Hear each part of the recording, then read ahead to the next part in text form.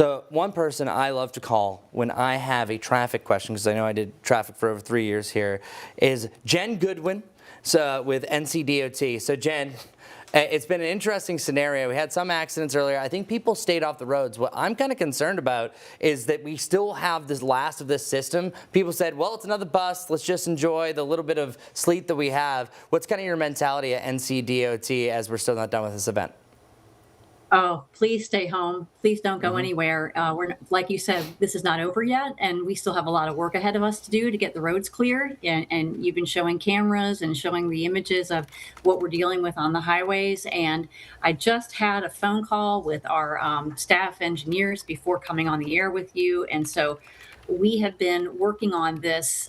We've been working on it really since Thursday when we did our pre-treatment of putting down over 180,000 gallons of brine solution on the roadways.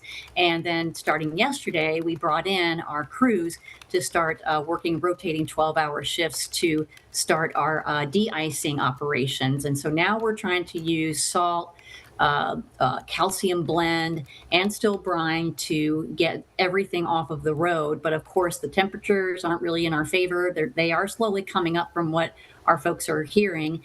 And so what we're going to do now is try to put some of that calcium blend down on some of the travel lanes on the interstates. And within the next couple of hours, try to start pushing what is on the travel lanes off the road. And so we might start to see a bit of a difference in the next couple of hours. And then tomorrow, of course, this is going to continue. Whatever doesn't melt and get pushed tonight is going to simply refreeze. And then we have the issue of black ice again in the morning.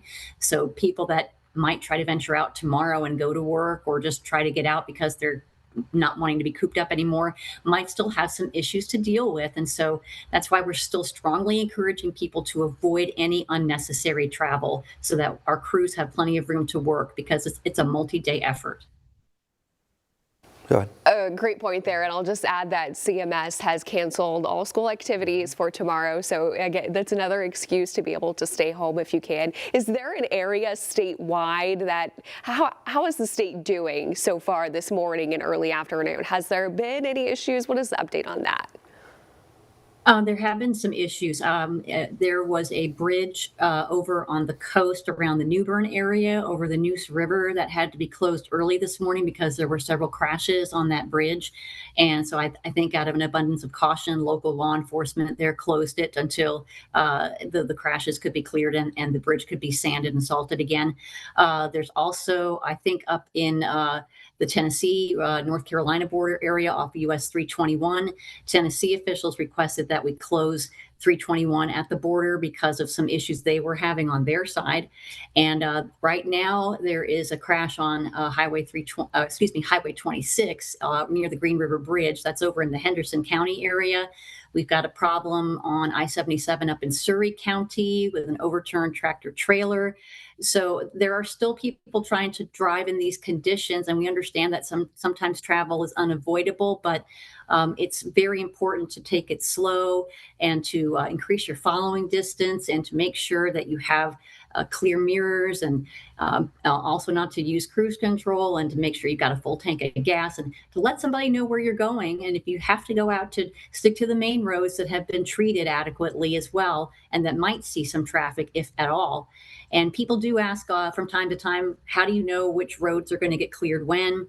Well, if you think about the roads that get the most volume and have the most connectivity, those are the interstates. So they get treated and cleared first. And then we work our way down to primary roads, which are like your 4-lane divided highways, like NC 51 or US 521, US 74, roads like that. Then we hit high volume secondary roads, and then the low volume secondary roads further out in the county, like a 2-lane road that you don't see a lot of traffic on. And we do some subdivision streets too, but those are going to be the ones that we get to at the end. Some great information there. I did have one last question. For people who do have to travel out on the roadways, what is the best way for them to get that information that maybe the road that they normally take is blocked or a little bit hazardous? Where can people go to find that information? Our website, drivenc.gov, that is always updated with real-time traffic information, and it actually has a little toggle button on it. You can click on to get a snow or ice icon on any county across North Carolina, so that will tell you if any roads are covered in snow or ice or partially covered in snow or ice. And we also have a quick clearance agreement with the Highway Patrol right now, so any vehicles that are abandoned on the highway for more than 24 hours are going to be immediately towed. That's just out of safety and out of an abundance of caution for any travelers. And so that's going to be in place until DOT and the Highway Patrol think it's safe to lift it. So if you're traveling, we do have those messages on our overhead message signs as well.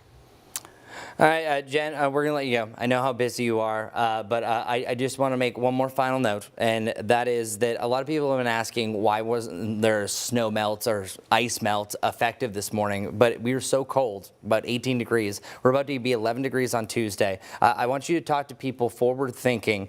What we had this morning was treacherous until you guys did a great job actually trying to soften some of that stuff until it became a little more slushy. What's kind of the note that you have for people for Tuesday, and then we'll let you go.